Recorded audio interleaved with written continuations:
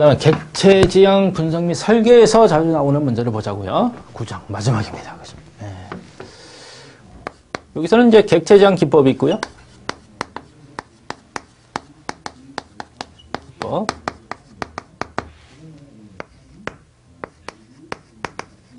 객체 지형 개발이 있습니다.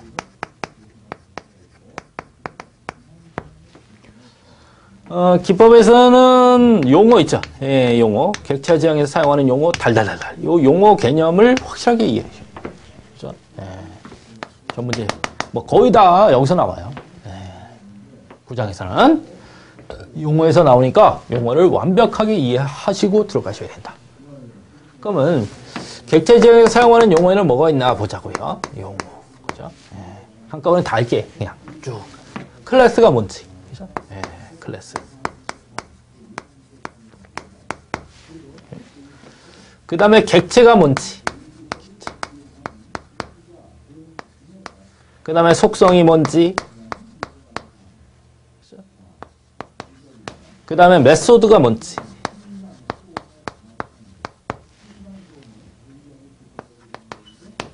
메소드. 그 다음에 메시지가 뭔지. 메시지. 그 다음에 뭐 다형성이라니. 다형성. 다형성. 그 다음에 상속성. 그 다음에 캡슐화.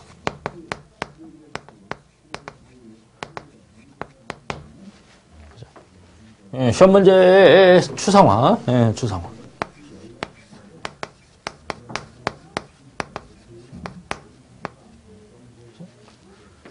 시험 문제 자주 나오는 건 다 쓴 것 같으네요. 예. 자주 나옵니다. 클래스 자주 나오지. 객체도 자주 나옵니다. 속성도 자주 못 써요. 메소드도 마찬가지야. 다양성 가끔 못 씁니다. 상속성 아주 자주 나오죠. 캡슐화도 아주 자주 나옵니다. 예. 추상화도 자주 나오죠. 이건 별 3개야. 클래스는 아주 자주. 별 2개. 그죠? 예. 오케이. 예. 그래서 이런 것들은 자주, 용어는 자주 시험 문제에 나오니까 확실하게 파악하자. 오케이? 예. 클래스는 객체 타입을 의미하죠. 객체 타입. 아니, 여러분들이 객체라는 것은 뭐와 뭐가 합쳐진 거야? 행위와 자료가 합쳐진 거야.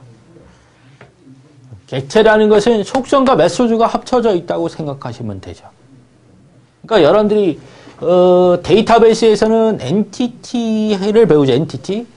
근데 여기서는 오브젝트를 배운단 말이야. 객체와 여러분들 객체는 어떻게 달라요? 객체는 자료의 집합이야. 예, 자료만의 집합이지만 객체는 자료와 행위의 집합이죠. 그러니까 뭐냐면 여러분들이 객체라는 용어가 있어요. 객체. 요거는 엔티티다 이렇게 부르잖아요. 엔티티. 객체가 있어요. 객체의 오브젝트죠. 오브젝트. 이거는 자료의 집합이에요. 자료의 집합. 이렇게 생각하시면 돼요. 이건 자료와 행위의 집합. 행위의 그러니까 같이 집합되어 있는 거죠. 오케이? 예. 그러니까 여러분들이 어떻게 돼? 지금 뭐를 배우고 있는 거야? 객체 지형을 배우고 있기 때문에 요거 자료하고 행위가 모여 있다는 걸 여러분들이 어떻게 명심해야 돼. 이 자료를 우리가 뭐라고 부른다? 속성이다 이렇게 부르고 행위를 메소드다 이렇게 부른단 말이야. 그래서 이 클래스라는 것은 어떻게 해요? 객체를 만들어내기 위해서는 타입을 정의해야 된단 말이야. 객체 타입을 우리가 뭐라고 부르는 거야? 클래스다 이렇게 부르게 되죠. 오케이. 그러니까 유사한 객체 있죠. 유사한 객체를 모아서 그 특징과 행위를 정의하는 것을 우리가 뭐라고 부르는 거야? 클래스다 이렇게 부르는 거야. 그러니까 여러분들이 어떻게 돼? 여기 뭐 다 여러 가지가 있어요. 여러 가지 같은 유사한 객체가 있어. 그러니까 회원이다 그랬어요. 회원이면 어떻게 돼? 회원이 한 사람 있는 게 아니죠. 같은 여러 사람 있잖아. 그 회원들의 공통점을 찾아서 유사한 객체를 정의하게, 유사한 객체죠. 모아서 그거에 대한 공통점이나 어떤 공통적인 행위 이런 것들을 정의한 걸 우리가 뭐라고 부르는 거야? 클래스다 이렇게 부르는 거죠. 그러니까 여러분들 C++ 같은 경우는 이렇게 클래스를 정의하잖아. 그 클래스의 정의에 의해서 뭐가 나오는 거야? 거기 갖고 이제 객체를 여러분들이 정의하는 거죠. 그러니까 이 클래스 이렇게 클래스 A, B, C 이런 식으로 정의를 한단 말이야. 그죠? 그래서 여기는 프라이빗 뭐 그죠? 예. 쭉 정의하죠. 예. 퍼블릭해서 인티저, IJ 뭐 이런 식으로 해서 정의를 합니다. 예.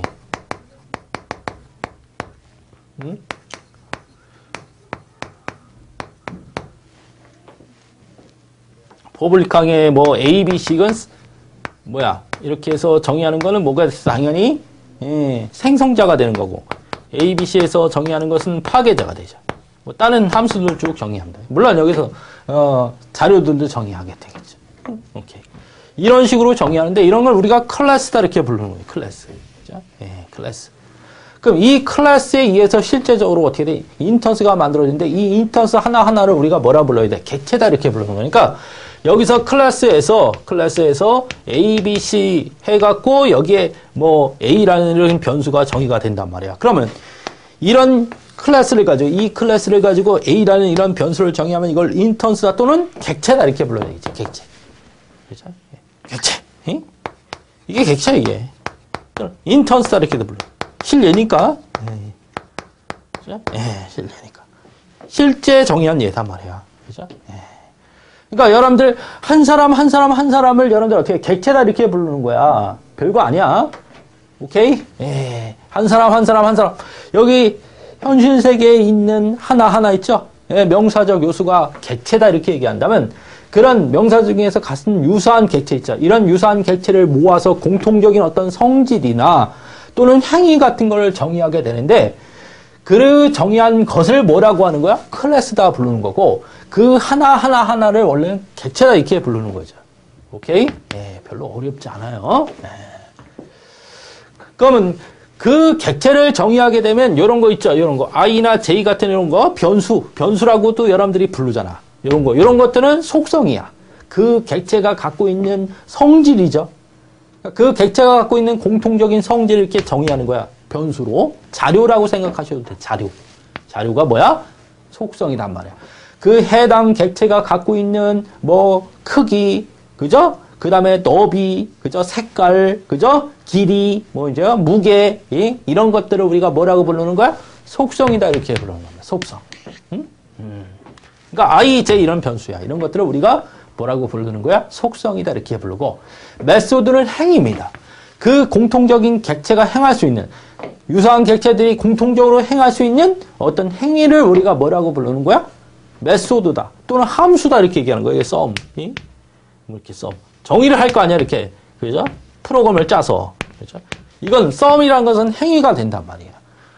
오케이? 예, 여기에 정의되는 이런 것들이 이제 이런 여러 개들이 뭐 A만 정의되는 게 아니고 A, B, C 이런 식으로 세 개 정의했다라면 A, B, C 전부 마찬가지야. 이 클래스로부터 탄생된 하나의 객체잖아. 그치? 그러니까 이런 객체들이 어떻게 돼? 공통적으로 하는 어떤 행위들은 우리가 뭐라고 부른다? 메소드다 이렇게 부른다. 메소드. 그죠? 그러면 이 메소드는 어떻게 돼? 이 메소드는 뭐를 변경시키는 거야? 이런 속성들 I나 J에 있는 값들을 변경시켜서 외부로 보이는 어떤 행위들을 어떻게 돼? 조절하는 거죠. 그러니까 속성 값을 변경시키는 행위가 뭐가 되는 거야? 메소드가 되는 겁니다. 그죠?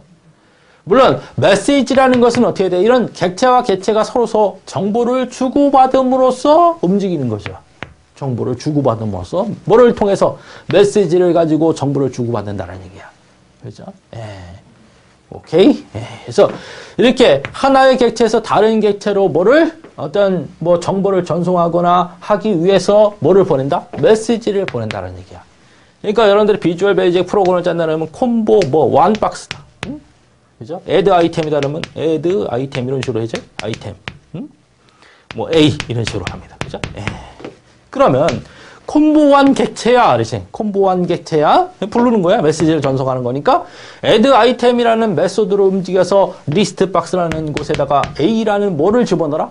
예, 이런 값을 리스트 박스에 집어넣어달라 이런 얘기지. 리스트 박스라는 건 속성이 되는 거야. 리스트 박스. 거기에 뭐를 집어넣어라? A라는 데이터를 집어넣어라 하는 소식. 이런 메시지를 전송하는 겁니다. 이건 객체 이름이 되는 거고 이거는 어떻게 돼? 속성 이름이 돼. 메소드 이름이 되는 거고 이건 이제 전송할 데이터 이름이 되죠.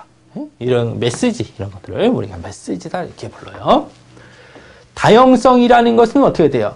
여러 객체가 있으면, 여러 클래스가 있으면 클래스마다 같은 어떻게 돼요? 같은 메시지를 전송하더라도 다른 행위를 할 수 있는 것을 우리가 다형성이다 이렇게 얘기하는 거지. 그죠? 같은 메시지에 대해서 똑같이 여기 sum이라는 함수가 있고 여기 sum이라는 함수가 있다라고 하더라도 오케이? 예. 이 클래스가 움직이는 거하고 이 클래스가 움직이는 거는 다릅니다. 이 sum이라는 함수를 다르게 짜기 때문에. 그렇죠? 이런 걸 우리가 다형성이다 이렇게 얘기하는 거야. 그러니까 우리가 이 클래스에 전송할 때와 이 클래스에 전송할 때 메시지는 같습니다. 하지만 이 클래스와 이 클래스가 하는 행위는 달라지죠. 왜? sum이라는 함수를 똑같이 짜는 게 아니기 때문에 다르게 짜기 때문에 어떻게 돼? 각각 하는 행위는 달라진다는 얘기야. 이걸 우리가 뭐라고 부른다? 다형성이다 이렇게 부른다는 얘기야. 그러니까 함수 이름이 같다고 해서 그러니까 각각 클래스에서 정의된 함수 이름이 같다고 해서 똑같은 행위를 하라는 법칙이 없다는 얘기야. 똑같은 프로그램을 짜는 게 아니니까 다른 프로그램을 짤 수 있다. 이 안에 프로그램은 다른 행위가 될 수 있다는 얘기야. 그래서 클래스마다 다른 반응을 나타내게끔 여러분들이 프로그램을 할 수 있다는 얘기지. 이걸 우리가 다형성이다 이렇게 얘기하는 거예요. 예. 상속성이라는 것은 상위 클래스 있죠. 이 클래스가 있으면 이렇게 클래스가 있다면 이 클래스에 봤을 때 상위 클래스, 슈퍼 클래스다 이렇게 불러죠. 이건 서브 클래스다 이렇게 불러요. 더 상위 클래스로부터 뭐 속성과 행위를 상속받는 것을 우리가 상속성이다 이렇게 얘기하는 거야. 이 상위 클래스 또는 슈퍼 클래스로부터 어떻게 돼? 뭐를 받는 거야? 행위와 속성들을 어떻게 돼요? 예, 같이 사용하는 거죠. 예, 상속받는 걸 우리가 상속성이다 이렇게 얘기하는 거죠. 예, 위에. 상속은 아주 중요하죠. 왜? 그래야만 코딩을 할 필요가 없다는 얘기야. 그러니까 예를 들어서 동물이다 그랬으면 동물 안에 뭐가 속하는 거야? 사람도 동물이 속하고 여기에 코끼리 그죠? 코끼리 그죠? 예, 여기 말 뭐 이런 다 어디에 속해? 동물이 속하죠. 그러면 사람을 정의할 때는 동물이 할 수 있는 공통적인 뭐 속성과 행위를 상속받는단 말이야. 그러니까 동물이 할 수 있는 걸 또 다시 어떻게 돼? 동물이 할 수 있는 건 사람도 할 수 있으니까 동물이 하는 걸 어떻게 돼? 상속받으면 또 그걸 정의할 필요가 없다는 얘기죠. 코딩을 2번, 3번 할 필요가 없다는 얘기야. 똑같은 얘기를. 그죠? 그런 것들을 우리가 뭐라고 하는 거야? 상속성이다 이렇게 얘기하는 거지. 그 다음에 캡슐 안에 이렇게 묶여져 있어요. 이렇게. 이 안에. 이렇게 묶여져 있단 말이야. 캡슐로 묶여져 있죠. 그러면 유지보수가 쉬워지는 거야. 어떤 문제, 이 객체에 문제가 있었으면 이 객체에 문제가 발생하면 뭐만 보면 돼? 이 객체에 관련된 이 클래스만 고치면 되는 거야. 다른 건 건드릴 필요가 없어요. 이게 캡슐로 묶여져 있단 말이야. 그렇죠? 오케이? 그래서 유지보수가 편리해지죠. 이러면. 그 다음에 외부에 정보분패가 가능하다는 얘기야. 정보분패가 캡슐을 하게 되면. 그러니까 덩어리 문제를 생각하는 거 아니야. 이 A라는 객체가 하면 이 A라는 객체를 어떻게 짤 것인가는 필요가 없다는 얘기야. 프로그램을 할 때는. 이 A라는 객체를 어떻게 프로그램 할 것인가는 필요 없이 어떻게 돼? A라는 객체와 B라는 객체, C라는 객체를 어떻게 연관지어서 어떻게 돼? 움직이게 할 것인가만 고려하면 된다는 얘기야. 그러니까 모든 문제를 무슨 문제로 생각하는 거야? 덩어리 문제로 생각할 수 있다는 얘기야. 캡슐화 때문에. 그죠? 그 다음에 정보 은폐를 시킬 수 있다는 거야. 프라이빗 항에다 정의된 것은 누구만 움직일 수 있어. 이 ij라는 변수는 누구만 이 퍼블릭 항에 정의된 이 변수, 이 함수들만 이 값을 변경시킬 수 있다는 얘기야. 외부에서 변경시키려면 퍼블릭 항에다가 정의가 되어야 되죠. 이렇게 외부로 노출되는 것과 내부로 감춰야 될 것을 어떻게 돼? 이렇게 서로 나눠서 프로그램을 할 수 있다는 이런 게 아주 상당히 뛰어난 것이죠. 그렇죠? 캡슐화는. 그 다음에 추상화라는 개념. 추상화라. 추상화는 어떻게 돼요? 제어 추상화도 있고, 뭐, 데이터 추상화도 있고, 그래요? 근데, 추상화라는 것은 뭐야? 추상화라는 것은, 여러분들이 어떻게 돼요? 추상화는 누가 가장 잘 그려? 피카소가 가장 잘 그리지, 그지? 그러니까 직접적으로 그리는 게 아니고요. 그 대상체가 갖고 있는 가장 큰 특징과 성질만 나타내는 겁니다. 그죠? 그걸 우리가 추상화다, 이렇게 얘기해. 그러니까, 여러분들이 어떻게 돼? 뭐 일반화 이렇게 있으면 추상화는 종류가 상당히 많은데, 그죠? 일반화, 집단화, 그죠? 추상화. 일반화도 있고, 그 다음에 추상화, 집단화도 있고, 그죠? 그 다음에 연관화도 있고, 그 다음에 세분화도 있고, 그래요. 일반화는 클래스가 있으면 그 클래스의 공통 요소를 찾아서 상위 클래스로 만들어가는 거지, 그치? 예, 별거 아니야. 여기 사자 클래스가 있고, 여기 곰 클래스가 있고, 그죠? 예, 곰. 여기 뭐, 코끼리 클래스가 있다면, 이 세 개의 클래스의 공통 요소는 동물이라는 거죠. 그래서 더 상위 클래스로 이렇게 만들어가는 것을 우리가 일반화다, 이렇게 얘기하는 거야.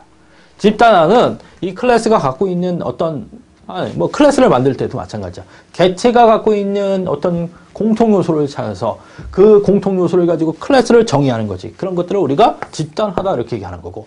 그 다음에 연관화는 각각의 클래스가 갖고 있는 연관점을 찾아서 더 상위 레벨의 클래스로 만드는 거고. 세분화는 어떻게 돼요? 세분화는 더 세부화하는 거예요. 동물 클래스가 있다면 동물 클래스에서 사자 클래스, 코끼리 클래스 이렇게 밑으로 내려가는, 만드는 거지. 그죠? 이런 추상화 과정을 거쳐서 뭐 어떻게 돼요? 이렇게 우리가 분석하고 설계하는 거죠. 그죠? 예, 그래서 이런 것들 좀 여러분들이 알아두셔야 된다는 얘기야. 말, 뭐, 집마차 뭐 이런 게 있다면 이거 어떻게 운송수단이다. 이렇게 어떻게 만들어갈 수 있어야 된다는 얘기야. 알겠어요? 예, 그런 것들 우리가 추상화다. 이렇게 얘기합니다. 이해되시죠? 그래서 몇 번? 80번 보시면 객체지향의 개념에서 하나 이상의 유사한 객체들을 묶어서 하나의 공통된 특징을 표현한 것을 뭐라 하는가? 클래스죠. 객체들의 유사점을 모아서 이렇게 클래스를 정의하는 겁니다. 그렇죠? 그런 객체들이 갖고 있는 공통된 특징이나 그 다음에 성질 또는 행위 이런 것들을 가지고 정의한 것을 우리가 뭐라고 부른다? 클래스다 이렇게 부른다는 얘기야. 몇 번이 되는 거야? 라번이 되겠네요. 그죠? 예, 이해되시죠?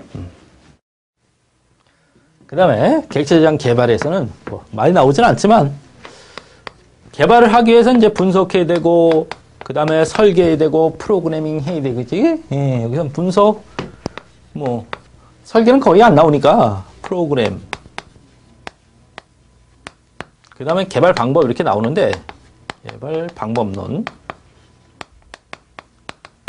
나오는데 여기 분석에서 있죠? 예, 여기서 시험 문제가 나오는데 많이 나오는 건 이 분석에서 그 OMT 있죠? 예, 람바우라고 합니다. MT 모델링에 대해서 그렇죠? 예, 분석하기 위한 모델링 방법에 대해서 많이 나온다. 그렇죠? 예. MT.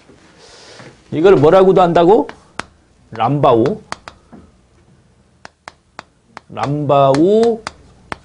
사람 이름이야. 람바우 분석 모델링 방식이죠.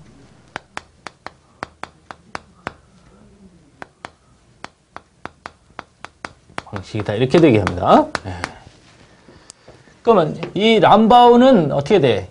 OMT 모델링 방식은 세 가지로 모델링하는 거야. 세 가지. 그죠? 객체 모델링.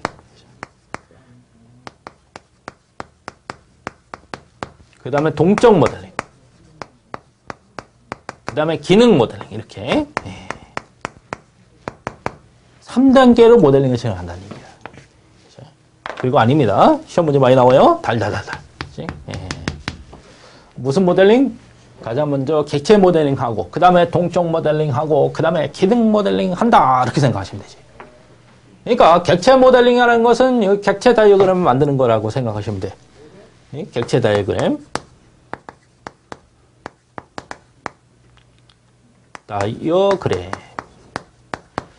동적 모델링은 상태 다이어그램이다 이렇게 생각하시면 되고 이거는 자료 흐름도다 이렇게 생각하시면 되죠.